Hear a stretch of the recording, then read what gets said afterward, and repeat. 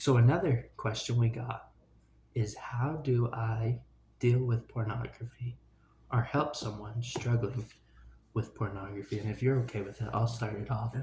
Where so we both served on seminary council. He served after me and I served the year before. And one thing that shocked me was how many people struggle with Oh it, yeah. especially in the church. And pornography, they did a conference a few months ago where they actually had the perfect title for it, where they said "Fighting the New Drug," and that's really what That's true. pornography. Yeah. Yeah, and that's really what pornography is. Is it is the new drug? Is cigarettes, alcohol, all that was back in the day, where that's nothing now. Pornography is affecting everyone, and it affects relationships, it affects friendships, it affects people, it affects mental Oh health, yeah. it affects all broad for and that's why when I remember giving some talks about it, and suddenly when people would come up and the spirit would whisper they're struggling with pornography, I was moved back. I was like, oh wow, that's quite a prompting to me Yeah. about somebody. And then visiting with them and seeing how that had taken control of their life and really, really affected them. And the one message for anyone who knows someone struggling with pornography is don't judge. Oh That yeah. would be my number one thing is do not judge, because that's not our place. And the number one answer with do not judging or do not judge others for their sin is because that's like you casting the stone. Yeah. You have sins. Maybe they're not pornography. Maybe it's judgment. Maybe it's um, all sorts of things that it could be.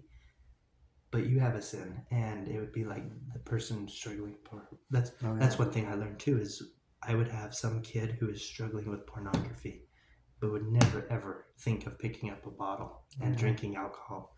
Then I would have an alcoholic who would never ever think about going to pornography. Everybody's sin's different, and I think that would be the number one message to someone who knows someone struggling with pornography. The number one message to someone who is struggling with pornography that I would say is trust in Jesus Christ and learn that you can change and have belief in yourself that you can change, because a huge part is President Nelson did a video actually a few years ago about pornography, and he said the Greek term was metataneo, which means to have a change of breath and change of mind. And that's really how I've seen overcoming pornography. It can is not just changing what you watch, Mm-hmm. but what you listen to, what you hear, what you see, who you hang out with, different triggers for that, and understanding that you have help and you have it on both sides of the veil, that seek a blessing, seek priesthood authority. In particular, I think a huge thing is going to your bishop, because Oh yeah. not just it's not a confession thing where I'll confess to them and I'm forgiven. They have keys, they have tools that they can give you advice that we can't. Oh yeah. And so that's my number one piece of advice to those two things. Do you want to jump in, Yeah. Aiden? So my thought on this is that actually I've read that I don't know if anybody's heard of this talk, but it's really good by Bradley R. Wilcox. Worthiness is well, not flawlessness. Yes. I love that talk so Mm-hmm. much because I've struggled with something kind of like this before, and so that my mom actually shared that with me. So Yeah. when I just read through that talk and just listened to it, it put me at peace, and to know that like I'm not a terrible person. Mm-hmm. Like sure, it happens all the time. Like it happens.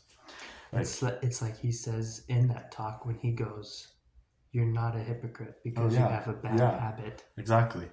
It's I can't even describe. But always going to your bishop or priesthood holder is one of the best things to do. Mm-hmm. I would recommend for that at least. Because I've gone to my bishop multiple times. Because I'll be good for 1 week and then it happens again. I don't know. But I've always felt comforted and always have felt Loved. Loved. I've always felt loved and comforted right after I walk out of his office. Like I am like floating on air, as my dad would say. Like I felt that. I remember the first time when I had just come back to the church and I met with the bishop. And I remember he was like a dad to me. And I was like, this is going to be the worst meeting of my life. He's going to take, I went down the whole slope. I was like, he's going to take away my temple recommend. I'm not going to be able to take the sacrament. I'm not going to be able to do this.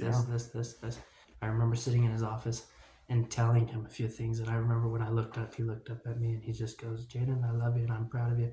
And what he said, I was like, I kind of was sitting in the back of my mind. I'm like, no, taking away the temple recommend. Like, no, condemning. But that was almost, it was basically him not casting the first stone. Exactly. It was him realizing, and that's why they're in those positions, is to help you. It's not to criticize you. It's not to be a Pharisee and throw stones at you when you commit a sin. And Jesus Christ is so forgiving because he didn't just feel the grief and the sorrow of committing a sin, but he felt the temptations leading up to it. He felt the feelings going through it. He knows you and he knows those things, and that's what makes it so in that talk from Brad when he goes, it's an enabling atonement. It will go forever. It's infinite is what he said.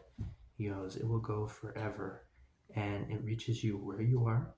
Some people are higher up and able to overcome things with their own willpower. Others, Christ has to come down to their feet. And I love that about the Mary story. Yes, I love the don't cast a stone. But I love how Jesus Christ went down to her level. He knelt down to her. Yeah. And then he said, well, we don't know what he said. He drew in the sand. And then he lifted her up and said, go sin no more. And that's what I love, is he comes down to your level.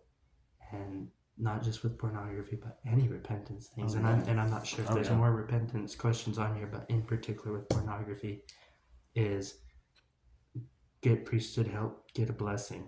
I found giving blessings and receiving blessings where they actually say, please bless that you will not masturbate. Please bless that you will not look at pornography. Please bless that you will be protected. Those go a lot further because it's actually putting it out there. It's actually saying it. Yeah.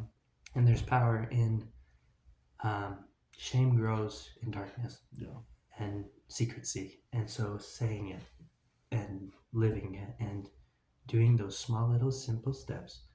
I've seen it in my life and so many others that in those small simple ways, your life can be changed. Oh yeah. I mean, it is amazing what trusting in Jesus is like. I got this problem. I don't know what to do with it. And he just takes it and it's amazing.